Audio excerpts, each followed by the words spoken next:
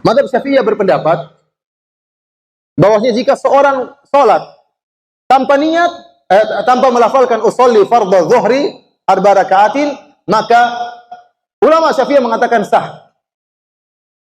Namun mereka mengatakan dianjurkan untuk mengatakan usolli fardhu dhuhri, usolli fardhu asri dan selanjutnya. Namun ini hukumnya kata mereka adalah mustahab, artinya disukai. Mereka tidak mengatakan yusan, disunahkan. Kenapa? Karena kalau dikatakan disunahkan itu dari perbuatan Nabi, namun Nabi tidak melakukannya. Maka mereka menggunakan kalimat disukai untuk mengucapkan lafal usolli. Kenapa? Karena dengan mengucapkan usolli lebih mengkokohkan niat di hati. Ini sisi pendalilan mazhab Syafi'iyah.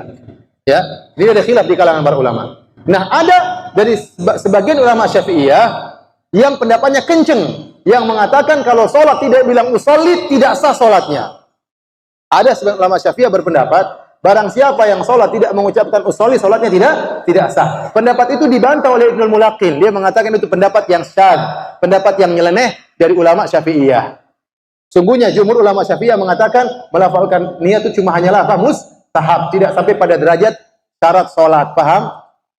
Saya ingin menyampaikan hal ini karena sebagian kaum muslimin di tanah air kita tidak paham mazhab Syafi'iyah. Mereka sebagian mereka, tidak semua, sebagian mereka menganggap kalau tidak bilang usolli tidak sah. Kalau puasa tidak bilang nawaitu shauma ghadin an ada'i fardhi syahri ramadhana hadhihi sanati, seakan-akan tidak sah. Maka dia harus ucapkan. Banyak orang berpendapat demikian. Padahal menurut ulama Syafi'iyah tidak harus, hanya dianjurkan. Paham di sini? Nah, Ibnu Taimiyah rahimahullahu taala dalam kitabnya Majmu' al-Fatawa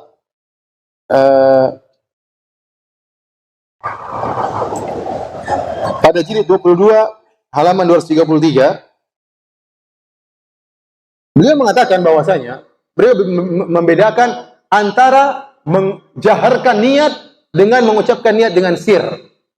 Kata beliau, yang dikhilafkan oleh para ulama adalah mengucapkan lafal dengan sir, seorang dengar sendiri supaya mengkokohkan hatinya. Seperti itu. Ini ada khilaf kata dia. Dan yang benar tidak disunahkan. Sebagaimana pendapat mayoritas ulama. Yang mengatakan disunahkan adalah ulama Syafi'iyah. Tapi mazhab yang lain, mazhab Malikiyah, mazhab Hanabilah, mazhab Hanafiyah tidak. Makanya kalau kita di Madinah, orang-orang dari India tidak mengucapkan usolli. Mereka langsung. Karena jumhur ulama tidak perlu mengucapkan apa? Usolli. Ingat, kata Ibnu Taimiyah yang dikhilafkan adalah mengucapkan niat dengan apa? Sir, dengan pelan.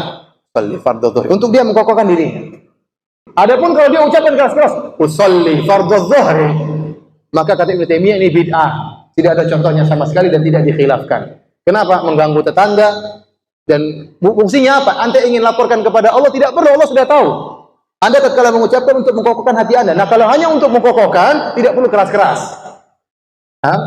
Oleh karenanya, saudara-saudara kita yang mengikuti pendapat mazhab Syafi'iyah dengan mengucapkan niat, melafalkan niat, maka kita toleransi, karena ini ada pendapat. Tapi kalau dia besar-besar, kita bilang, Mas, tidak usah besar-besar, Mas. Tidak usah besar-besar. Ya. Karena tidak perlu. Ya. Sampaikan dengan baik. Ya. Karena yang dengan lafal yang besar-besar diingkari oleh sebagian ulama.